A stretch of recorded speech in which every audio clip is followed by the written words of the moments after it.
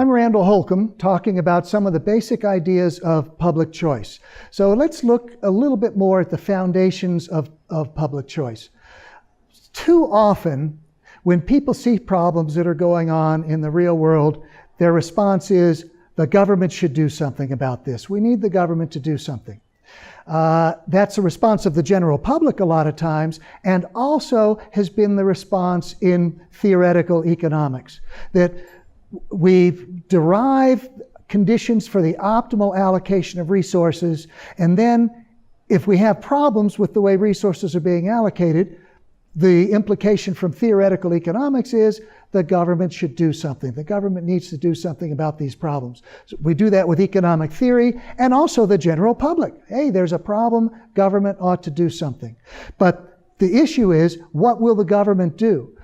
Will the government intervention make things better or maybe make things worse? This attitude that the government ought to do something assumes government is an omniscient, benevolent despot. Omniscient, that means the government knows everything. They have all the information they need to find the optimal solution. Benevolent, that means the government is acting in the public interest. They're doing what's in the public interest.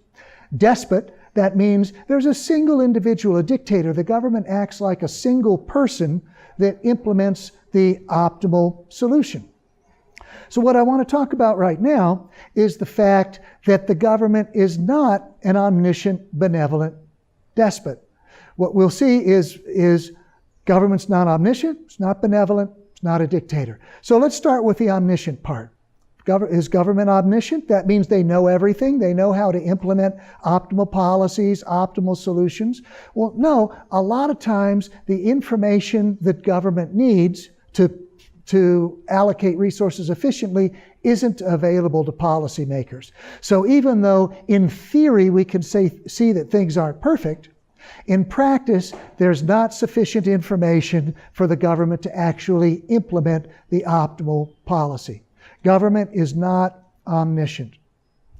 Government also is not benevolent. I mean, of course, elected officials, government bureaucrats, they would like to do what's in the public interest. But like all of us, they also follow their own incentives. So politicians have an incentive to retain their political power, to get reelected, maybe to reinforce their political power. Bureaucrats have an incentive to increase the size of their budgets, to provide for their job security. They have motivations other than the public interest. Government is not benevolent. We have individuals who are working in government who have their own incentives to do what might not be in the public interest. And another big component of public choice, government is not a dictator. We might have this ideal idea, well, the government's going to do something to fix whatever problems we have, but actually government doesn't make decisions. It's individuals who make decisions, and no one individual has the power to implement government policy. Public choice looks a lot at democratic decision making. So what we see in democratic decision making is no one individual actually is in a position to implement any public policies. That we have elected officials who have to negotiate with each other, who have to bargain with each other in order to develop public policies. We have government bureaucrats. The elected officials have to work with the bureaucrats. So there's no one individual who is the person who implements public policy. Even in a dictatorship, the dictator can't implement any policies that the dictator wants. Dictators always need to have some support behind them. A lot of times it's the military. If you lose support of the military, you lose your position as the dictator. But there are also other people who stand behind the dictator, provide popular support, and so forth. So government is not a dictator.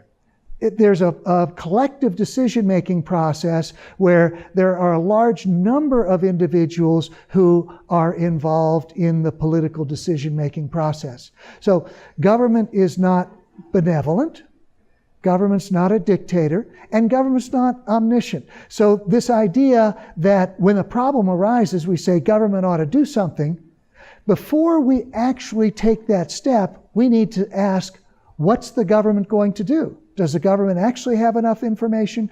Do the people in government have the incentives?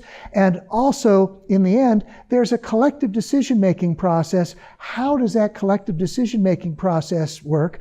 Ultimately, everybody's going to have to be involved in compromise, and when those compromises occur, nobody ends up getting everything they want. So we need to set aside this idea that government is an omniscient, benevolent dictator, and instead look at the way that the collective decision-making process actually works, look at the way government actually makes decisions, not the way that we wish government would make decisions.